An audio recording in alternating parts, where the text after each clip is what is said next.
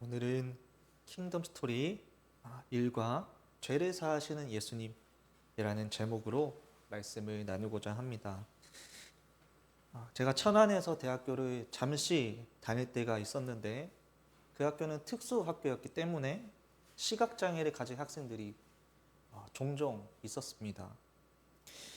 그 친구들은 대부분 혼자 다니는 친구들이 많았고 또 가끔씩 안내 보조견이랑 같이 다니는 학생도 있었습니다. 학교 후배 중에 또 그런 친구가 있었는데 그 친구는 항상 그 안내 보조견과 함께 다니면서 그 보조견이 그 시각장애를 가진 친구를 인도해주고 보호해주는 그런 모습을 봤던 기억이 있습니다. 그 친구 수업에 들어가서 제가 대필 알바를 한번 해준 적도 있었는데 그때도 항상 그 안내 보조견이 발밑에서 대기하다가 그 친구가 어디를 가고 무언가를 하려고 할 때 민감하게 도와주던 모습이 기억이 납니다. 단순히 애완견을 넘어서서 그 장애를 가진 그 친구의 눈과 귀와 손과 발, 마음이 되어주고 있는 것입니다. 진정한 친구 한 명만 있어도 성공이다 라는 이러한 말이 있을 정도로 누군가 나를 도와줄 사람이 있다라는 것은 정말로 감사한 일이 될 것입니다. 오늘 본문의 말씀은 잘 아시는 말씀입니다. 4명의 친구가 중풍병에 걸린 친구를 데리고 지붕 위로 올라가서 그 지붕 위에 내려서 예수님께로 데려간 내용의 말씀입니다. 본문에 나오는 지역의 이름은 가버나움입니다. 예수님은 제자들을 선택하시고 이 가버나움에서 사역을 하셨습니다. 여기서 말씀을 가르치시고 아픈 병자들을 고치셨습니다. 가버나움이란 이 말은 나훔의 마을이라는 뜻인데 갈릴리 서북쪽 해안이 위치한 도시입니다. 이곳에서 예수님의 공생의 초기 사역지로 전도, 병고침, 치유 사역을 많이 하셨던 곳입니다. 세리였던 마태가 예수님의 제자로 부름을 받은 곳이기도 하고 백부장의 하인의 병을 고쳐주시고 또한 베드로의 장모의 열병을 고쳐주시기도 했던 곳이기도 합니다. 예수님께서 그 가버나움에 들어가셨을 때 한 집에 머물게 되는데요. 오늘 2장 이전에 1장에서 열병이 난 시몬의 장모를 일으킨 사건을 볼 때 예수님께서 머무셨던 집은 아마도 시몬과 안드레의 집이었을 것입니다. 예수님이 그들의 집에 머물고 계셨을 때 예수님이 오셨다라는 그 소문이 순식간에 퍼지게 되고 많은 사람들이 그 예수님을 보기 위해서 모여들게 되었습니다. 문 앞까지도 들어설 자리가 없게 되었습니다. 몸을 움직이지 못할 정도로 빈틈이 없이 사람들로 꽉 찼다라고 말씀하고 있는 것입니다. 수많은 사람들이 이렇게 예수님의 능력을 보고자 모여들었습니다.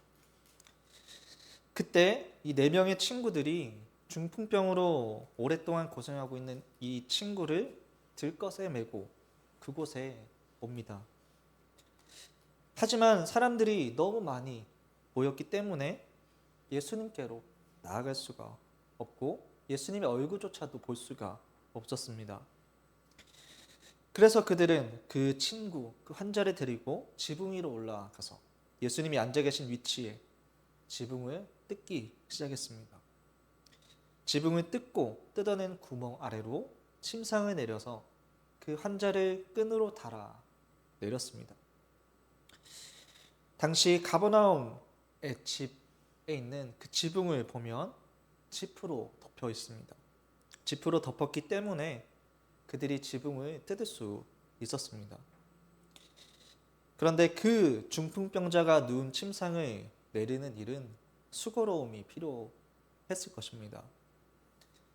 그들은 이렇게라도 예수님에게 갈 수 있다면 친구의 병이 중풍이 나을 것이라고 믿었습니다. 지붕이 진흙이나 집으로 지어졌다 해도 지붕을 뚫고 또한 사람을 내리는 수고는 쉬운 일이 아니었을 겁니다. 그들이 지붕을 뚫을 때 집들이 떨어지고 먼지가 떨어지고 또한 수많은 사람들이 그것을 보면서 그들을 비난하고 그들을 향해서 면박을 줬을 겁니다. 환자를 떨어뜨리지 않기 위해서 그들은 조심스럽고 더 조심스러웠을 것입니다. 그럼에도 이 내 친구에게는 반드시 친구를 데려가야 한다는 믿음이 있었습니다. 예수님의 능력에 대한 믿음이 있었습니다. 예수님은 고칠 수 있다라는 믿음입니다. 중풍병이라는 것은 당시에 불치병과 같이 고칠 수가 없는 병입니다. 그런데 이 병을 예수님께서 고칠 수 있다고 생각한 겁니다. 그들이 그렇게 예수님에게로 친구를 데려갔을 때 예수님은 그들의 믿음을 보셨다라고 말씀하고 있습니다. 그 병자의 믿음, 친구들의 믿음을 보신 겁니다. 예수님은 그들의 믿음을 보시고 병자를 향해서 작은 자여 내 죄 사함을 받았느니라 라고 말씀하셨습니다. 오늘 우리에게도 이런 믿음, 열망이 필요합니다. 오늘 우리에게 예수님을 향한 이 열망이 있습니까? 예수님께 나아가기 위해서 다른 어떤 것도 중요하지 않습니다. 예수님은 그들을 보시고 꾸짖거나 나무라지 않으시고 오히려 그들의 믿음을 보셨습니다. 친구를 고치고자 하는 그 마음을 보신 것입니다. 예수님께서는 병자의 믿음도 보셨지만 친구들의 믿음도 귀하게 보셨습니다. 그들은 친구를 어떻게든 예수님께로 데려오려고 했습니다. 우리에게도 그런 마음의 소원과 열망이 있어야 합니다. 예수님은 그 중풍병자에게 내 제사함을 받았다라고 말씀을 하셨습니다.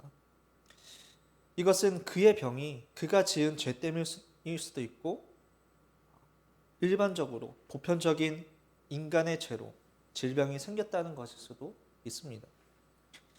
그러나 성경은 질병과 죄를 항상 연관지어서 말하지는 않습니다. 그래서 자신이 병들었을 때 회개가 필요할 수는 있겠지만 다른 사람의 병 앞에서 질병 앞에서 그것을 함부로 판단하거나 정죄해서는 안 되는 것입니다.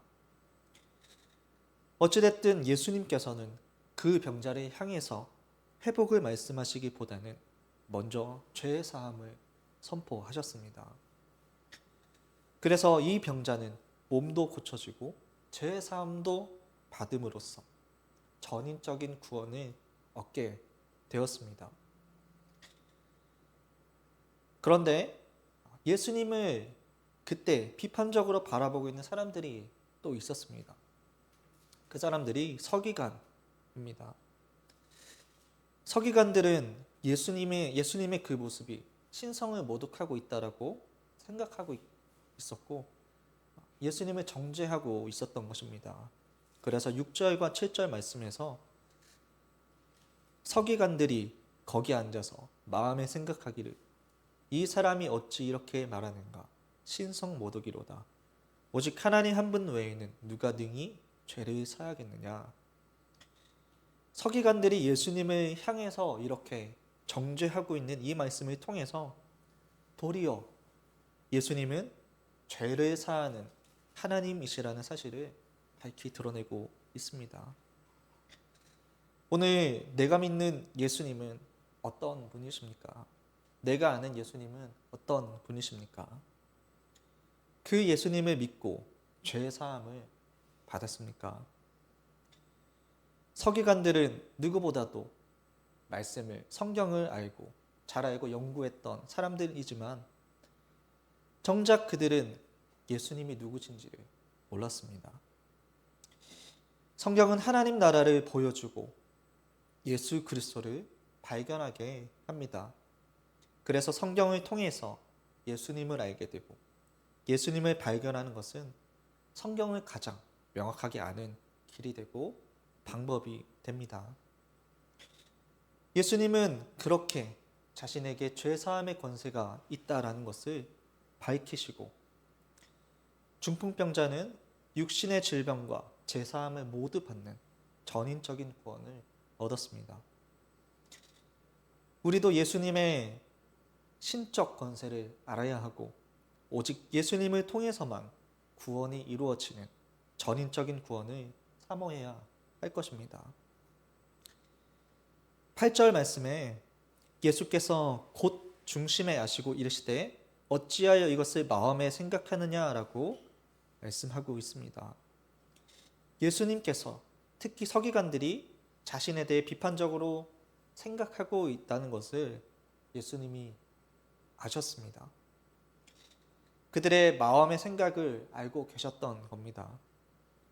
여기서 예수님께서 마음을 아셨다라는 것은 예수님이 하나님이시라는 것을 잘 보여주는 대목입니다. 예수님은 그래서 그들의 생각을 아시고 답하기 어려운 질문을 의도적으로 계속해서 던지십니다.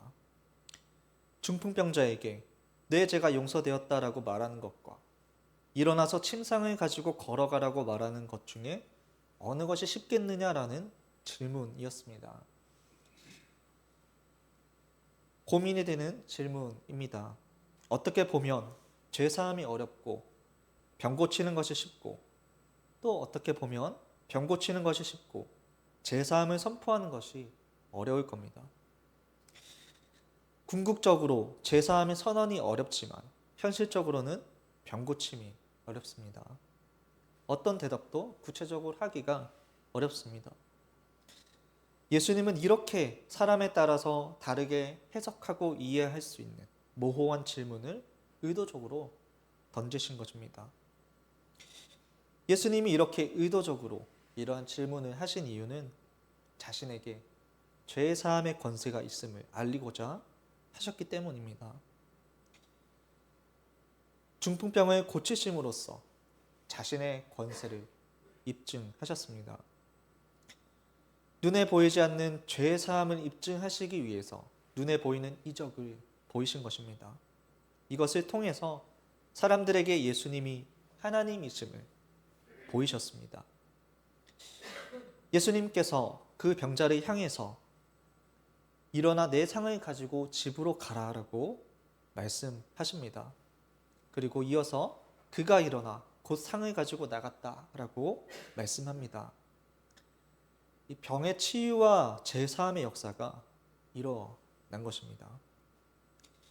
이적은 말씀을 입증하는 장치이고 이것은 전인적인 구원을 암시합니다.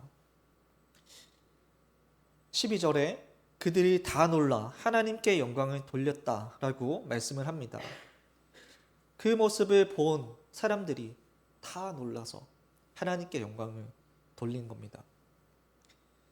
예수님은 자신이 전인적인 구원을 베푸시는 하나님 나라의 왕 되심을 보이셨습니다. 기적과 이적이 일어나는 것은 궁극적으로는 하나님의 뜻을 이루고 하나님께 영광을 돌리기 위한 것입니다. 중풍병자가 고침받고 역사가 일어나는 것은 오직 하나님의 영광을 위한 것이 되는 것입니다. 그렇게 우리의 믿음도 마찬가지로 하나님께 영광 돌리는 신앙이 되어야 합니다. 성도 여러분, 우리는 세상의 친구도 좋지만 신실한 믿음의 친구를 두는 것도 중요합니다. 나를 주님께로 데려갈 수 있는 친구가 필요하고 나를 위해 기도해주는, 사랑을 주는 그 믿음의 친구가 필요합니다. 그리고 무엇보다도 내가 그 믿음의 친구가 되어주는 것입니다.